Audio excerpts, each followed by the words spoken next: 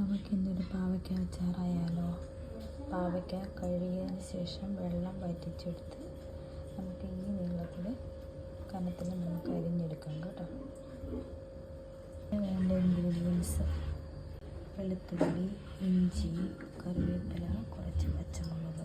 അതിനുശേഷം ചീനച്ചട്ടി ചൂടായതിന് ശേഷം നല്ലെണ്ണ ഒഴിച്ചു കൊടുക്കുക. എണ്ണ ചൂടായതിന് ശേഷം നമുക്കതിലേക്ക് കുറച്ച് കടുകിട്ട് കൊടുക്കാം. പൊട്ടതിന് ശേഷം നമുക്കതിലേക്ക് കുറച്ച് ഉലുവയും കൂടി ഇട്ട് കൊടുക്കാം.